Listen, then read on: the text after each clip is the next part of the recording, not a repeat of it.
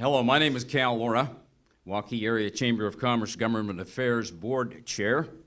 On behalf of the Waukee Area Chamber of Commerce, we would like to welcome our chamber members and Waukee residents to this virtual Waukee Candidate Forum hosted by the Chamber's Government Affairs Committee. And as we all know, the Chamber is a nonprofit organization that is hosting this event as a service to our members and community. Candidates for the Waukee State Representative House District Representative 44 attending the forum here this evening include Representative Kenan Judge and Dave Lorenzo. And also later we will have the candidates for Dallas County Supervisor Mark Hansen and Larry Lyon. The committee appreciates our video partner, Natasha Solfin, hired to record today's forum. The video will be made available following the event, and the Waukee Chamber endeavors to promote these principles of respect, fairness, and caring. In conducting today's meeting, we ask all of you to act in a respectful manner consistent with the principles of being gentlemen. As was mentioned by Melinda in our pre-planning session, we will open this evening with self-introductions for a period of 2 minutes. And we'll begin now, and I think we'll give that the first opening 2-minute introduction to Representative Judge. Thank you, Cal, and I want to thank the Chamber for hosting this tonight, and appreciate the opportunity to introduce myself. First of all, my name is Kenan. Last name is Judge. My wife Kathy and I have been married for 37 years, and we've raised 4 daughters here in the Waukee school system. I've worked for Hy-Vee for 38 years and retired 4 years ago after a career in business. As you enter that phase of your life, you always look and say, okay, what's this next step going to be? Where do we go? So I decided that anybody that has had as much good fortune, help along the way, and if you I feel like I have a moral obligation to serve. So that first year, we have delved into the community. We worked a lot with Waukee Area Christian Services and our food pantry here, and that was going along fine. This opportunity came up, and I decided to run because I think I can bring and have brought a lot of, what I call good common sense after living a life of, and that I can bring my experience, my business experience, raising a family, and give back to this community I love. So that's why I ran in 18-1, and it's a pleasure to be here tonight for this debate. Thank you, Cal. Welcome. Dave Lorenzo, would you please introduce yourself? Sure. My name is Dave Lorenzo, and I'd also like to thank the Chamber for hosting this event tonight. I'm a lifelong Iowan. I've been in public service all my working career. I've spent 42 years in law enforcement and still currently in that career. My wife Cheryl and I have been married for 42 years. We have 4 grown children and 10 grandchildren, all Iowans too, I might add. I've had the opportunity throughout my career in different communities we've lived in around the state to serve on school boards in 2 of the communities for a total of 15 years in Hawarden and Owine. I was able to had the opportunity to serve on civil service commissions, park and rec boards, and nationally I've served on boards of directors in commercial vehicle clearance systems and human trafficking enforcement efforts.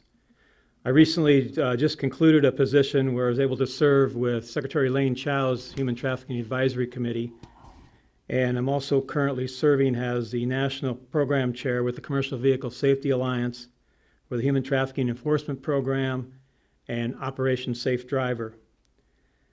I'm also active in my church, Valley Evangelical Free Church over in West Des Moines. I'm a small group leader, and I just believe my career, my life experiences has prepared me to serve in a state representative role. Okay. Thank you. Thank you, Dave.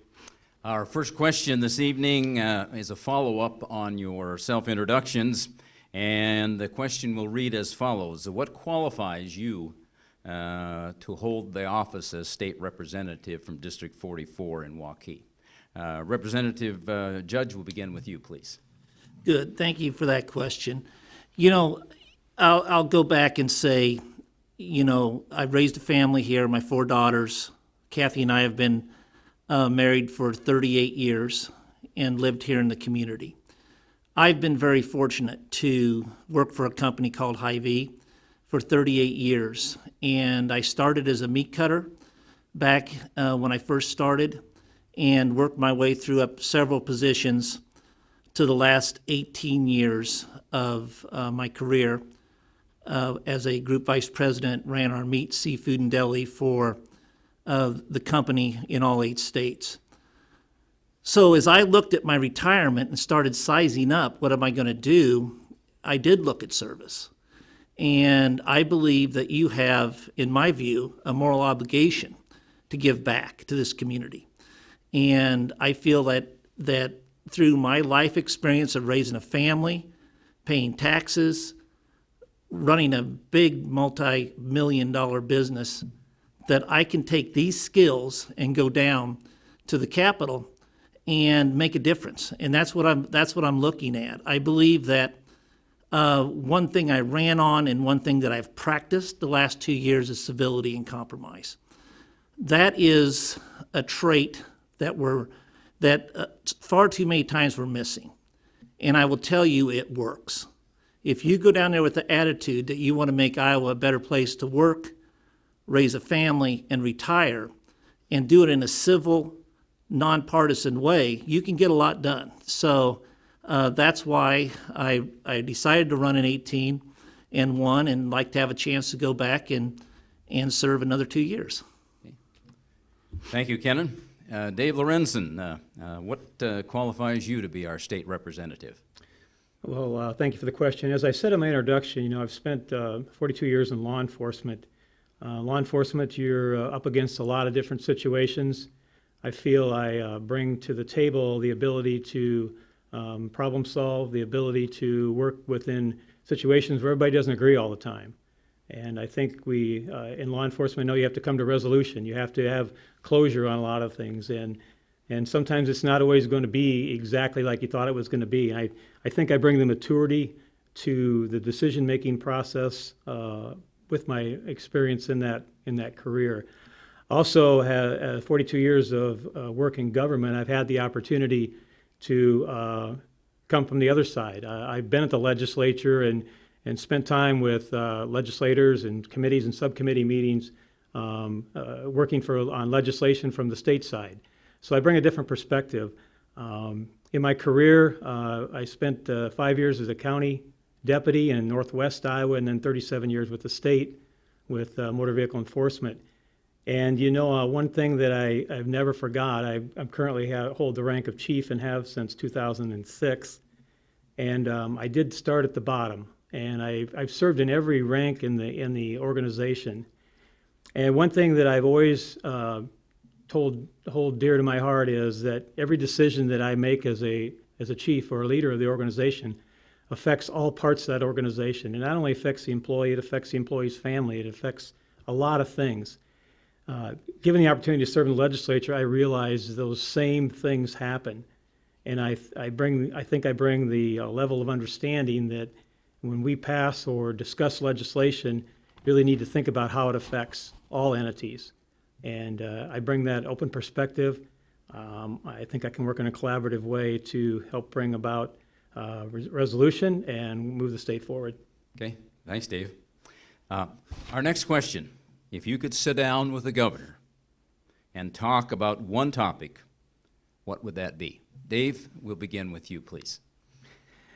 Obviously, the topic that's real near and dear to everyone's heart right now is what we're going through with the pandemic and COVID. And I think that, you know, as we look at what we've gone through and what we're going through, I think there's three key things we need to do. We need to stabilize the situation we're in.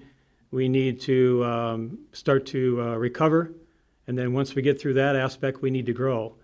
And I guess I would want to spend time talking to the governor about what the next step is. I I know there's different views on what we've done and not done in the state, and those are going to differ. I understand that. But again, I think that, the impact has been dramatic. It's things we did not see coming. But I think we need to all collaboratively work together now, and again, talk about how we're going to stabilize things, how we're going to recover, and how we're going to move forward. I also want to talk to her about her tax plan. She had rolled it out, started to roll it out, started to go around the state and have those conversations, and then COVID set in and everything was kind of put in a different manner. So I think, again, to make Iowa a competitive state, both in business and a place for families to want to live and afford to live, I think taxes have to be at the top of our discussion too. Okay, thank you, Dave. Representative Judge, if you could sit down with the governor and talk about one topic, what would that be? Well, the first thing I think we'd have to talk about is COVID-19 and keeping people safe and healthy. That would be the number one thing I'd want to spend time on. And that would be more robust testing, more contact tracing, and how are we going to get people back to work safely and get these numbers under control. I think that should be our biggest job going forward, and we can address our economy, we can address getting people back to work, but we have to get under control and do a better job in those two areas to help Iowa continue to grow. Okay, all right. Thank you. We'll move on to the topic of education next. What do you think is going right in education in Iowa? And what would you suggest that needs to be done maybe to improve education in Iowa? And we'll begin with Representative Judge on that question, please. Well, that's a great question. I believe there's a lot going right in education. We have, and I'll go right and keep it local right here, we have one of the finest school systems in the state, right where we live. And I know how dedicated and hardworking the people are, teachers and administration that work here and serve here. So there is a lot going correctly, and you're right, and I think we've done a good job. Our school system's done a good job getting kids back in school, a very thoughtful process. I think that's gone right. And what I believe that we need to work on in education, I've been very forthright with this and co-signed legislation to get us there, is we need to increase funding for K through 12 education in a much larger scale than what we're doing today. In my viewpoint, education, as we look at the budget, we have plenty of tax dollars, but when we look at the budget and how we decide to carve it up, I think public education should get the first bite out of the apple. And so I co-signed a bill this year that would have been 3% allowable growth in education dollars. And that, I think, is so important to our community. And we did settle on a 2.3% this year. The other 0.7% of increase would be teachers' raises and class sizes, getting them reduced. And I think those are the things that we need to be cognizant of, and our teachers are very, very important aspect of this, and they deserve the pay increases and the help they need, so they're not digging in their pockets in their classroom to pay for things. Public education is very important to me.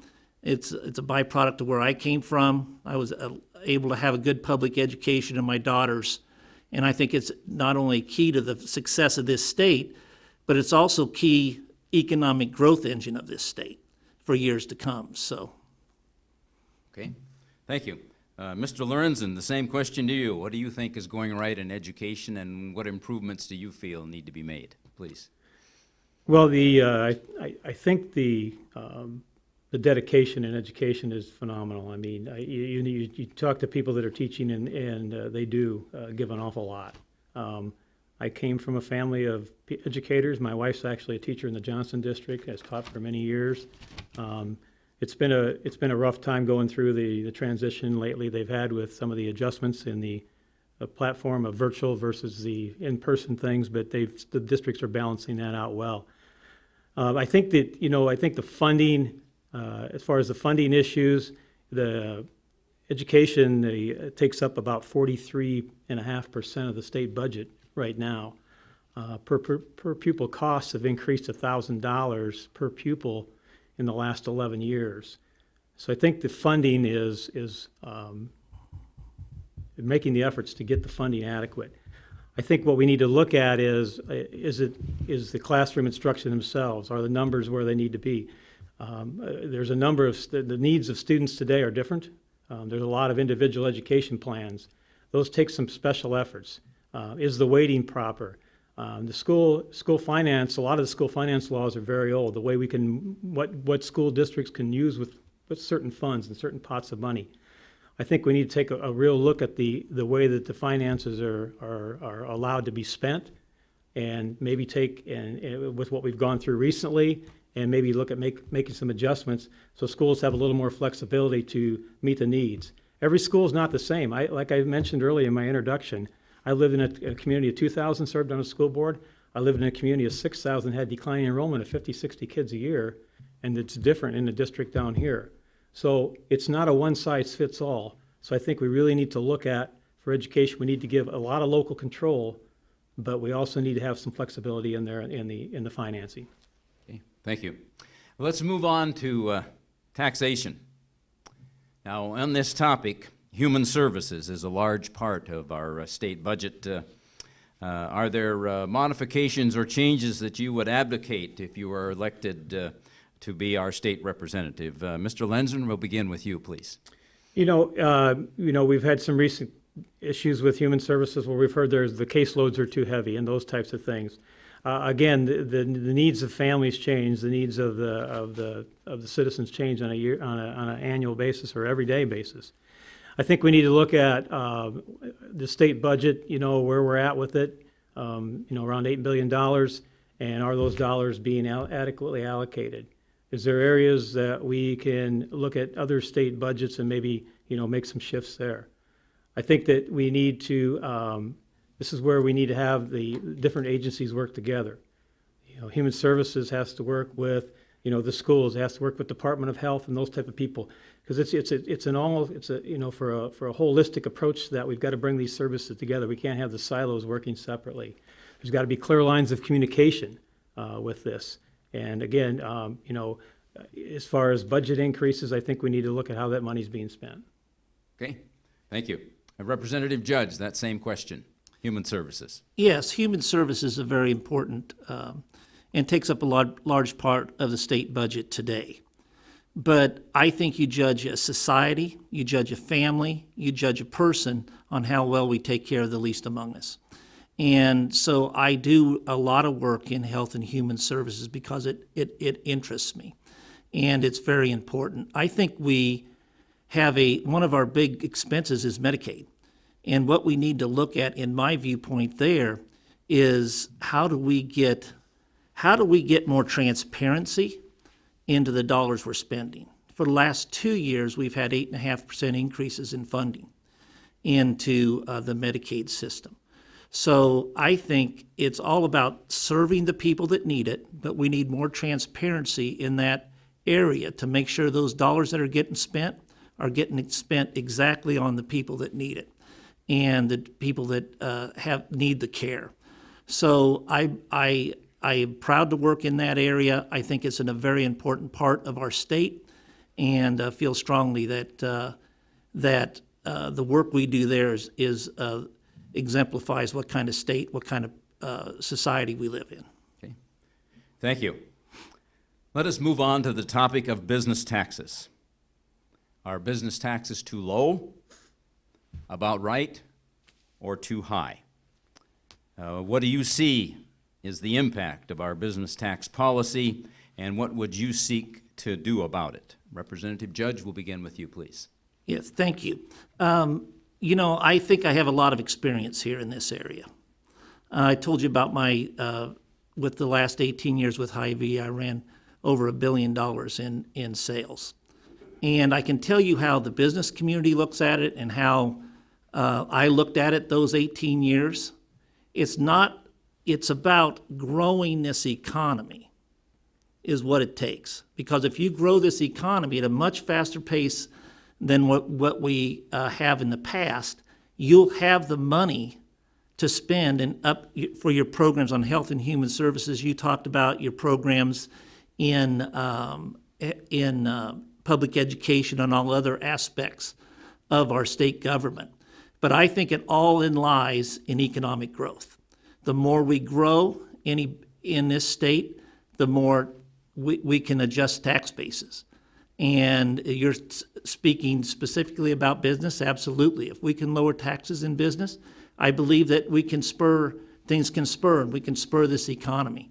But before we do that, we have to make sure that we have a good plan to grow this economy and have the tax dollars that we need. Okay, thank you. Mr. Lorenzo.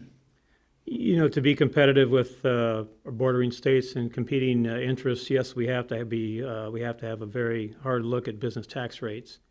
You know, traditionally, in the past, we've been on the upper end of that. Statistics would show that our corporate rate is set to go to you know, about 12% would be our top, which is not competitive with other states when you start to look at the scale of things. So again, to grow the economy, we're going to have to be competitive in that area. As we start to look at reducing taxes, we need to understand that, you know, those taxes sometimes pay for services. So we have to decide what really, you know, what services need to be funded and how they need to be funded. Is there other ways to fund those that we've had them on autopilot on taxes, those types of things. So again, the corporate tax rate, it's obviously, the business tax rate is critical.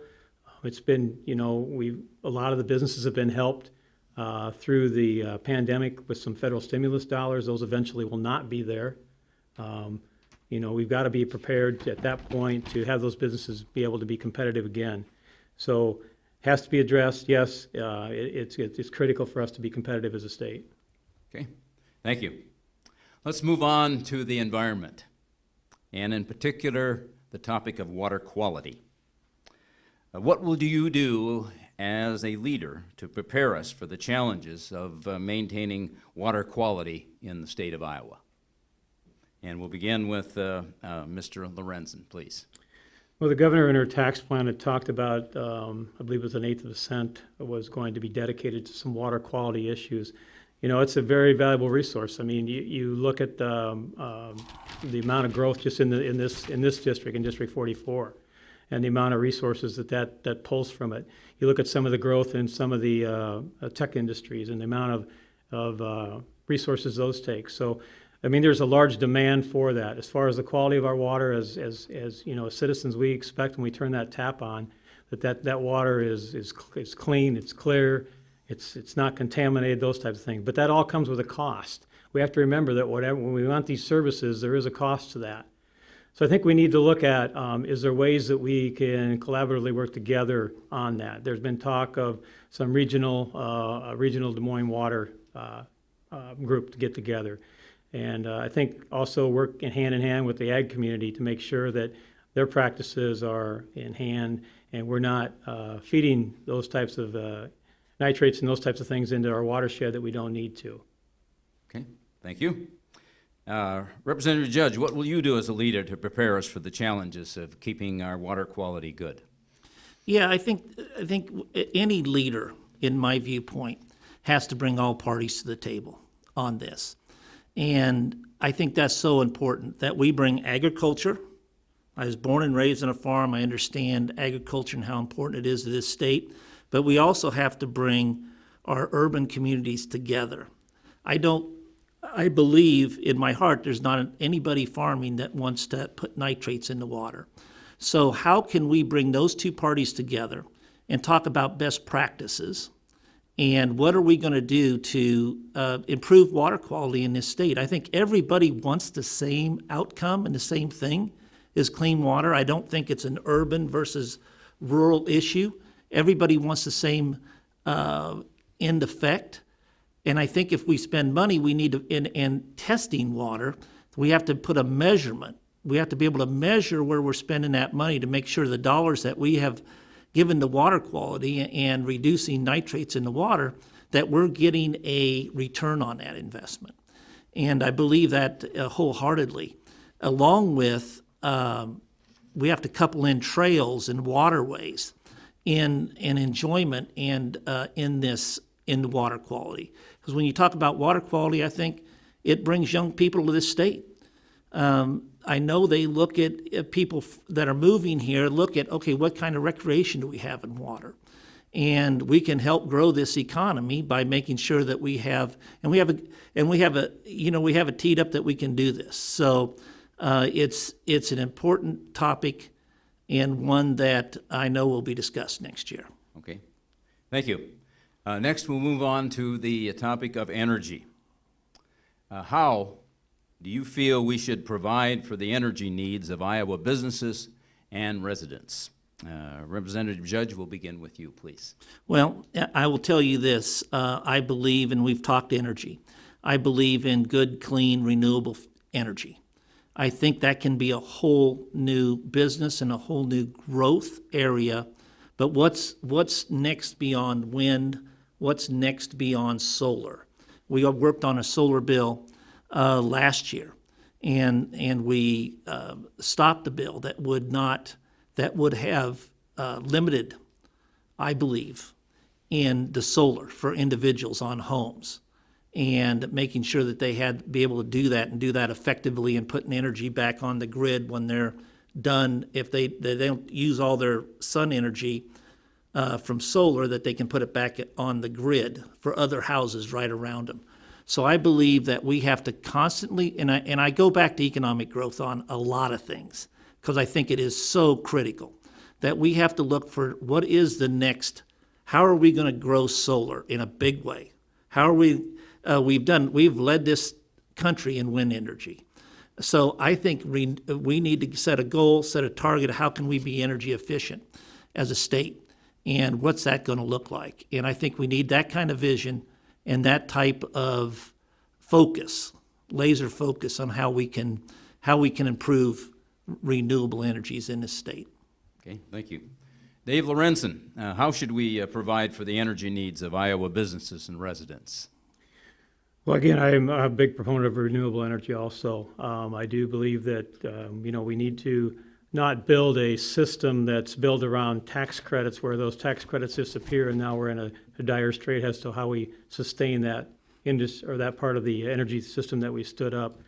But again, I believe that it's critical that, especially in this area as we continue to grow. I mean, we recently experienced through the derecho some major hiccups and outages throughout the state, and it was interesting that certain parts were able to come back online, and where people across the street that were on another provider were not.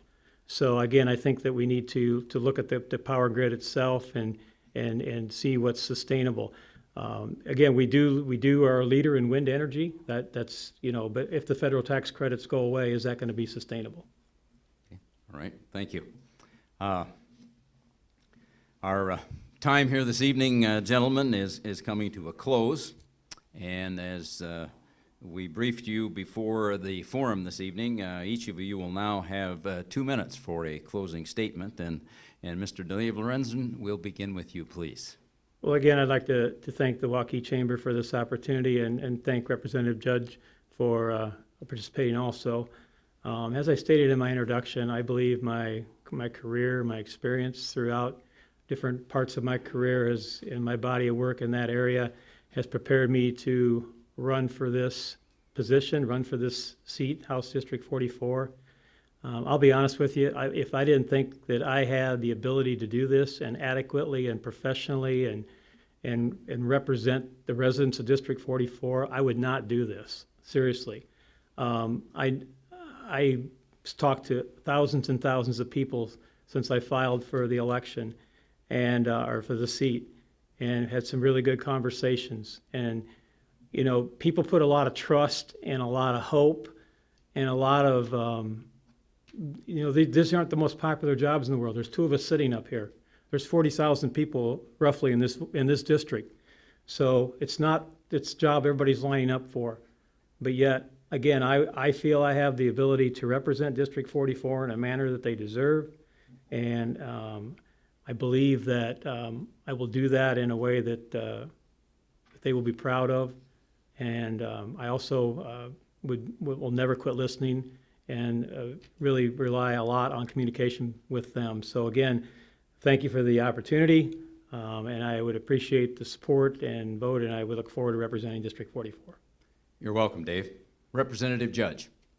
Thank you, and thank you to the Chamber for hosting this, and Dave, for you attending and speaking tonight. I want to start out and just tell you a little bit about what I see and what I see for the future. I bring something new to the table. I've served a life in business, raised a family here. And in this phase of my life, I believe that I have the moral obligation to give back and serve. So every time I walk into chamber, I humbly look at all the bills that I look at. Does this improve the lives of Iowans? And I can do that through a nonpartisan lens, because I've had to put big major deals together in business, and you don't always get your own way. So the best way to get things done in life and down there at the Capitol is making sure that you have civility and compromise. I have friends on both sides of that aisle, and I'm able to get things done because of that. And I don't believe you need to tear somebody down to make yourself look good. And the more you practice that, I do honestly believe that one person can make a difference. And I believe I have. I think that I bring a work ethic unmatched, that I'm willing to spend the time to learn and listen. I'll be the first to tell you that I don't know everything about every bill that's down there, but I'll listen, and there's not a week that goes by that I don't talk to hundreds of constituents, either by email, by telephone, text, whatever way they want to communicate to me. Coming down there's not a week that goes by that I don't. And I learn something new every day. And as I talk to constituents this summer and this fall, I learn every day about what Iowans need and what's important to them. And I've never missed a vote. I've never missed a committee meeting. I'm going to be there. I'm going to show up, and I'm going to be there, and you're going to be proud of me that I'm going to represent you with an honesty and integrity. But then I'll also look at people and fight for them that are the least among us and the people that need a representative. Not everybody has a lobbyist to come to the Capitol and lobby for this or lobby for that. I will tell you, I will stand and I will fight for people in this district and across the state that don't have the same lot in life as we do. And I can give you example after example. And one's going to bring to your mind that's very close to home here. And it's right down the road. It's our mobile home community. We have laws that we need to change at the Capitol to make it fair for the people living in that community. And I will be a champion for them, and I will go to bat to make sure we get the laws in this state more fair and equitable for the homeowners. And this hits home. And I'll give you a good example. That we could work on is people that live. If you have good public education, okay, you have livable wage jobs, which are very, very important to this community and across the state, and you have access to good health care. Those are the areas that people can have a successful life. So I literally break it down to that. And I want to thank you. It's been an honor to represent this district for the last 2 years, that you put my trust in me, and I sincerely ask for your vote so I can continue my work. Okay. Well, on behalf of the Waukee Area Chamber of Commerce, I would like to thank each of you for speaking to us today.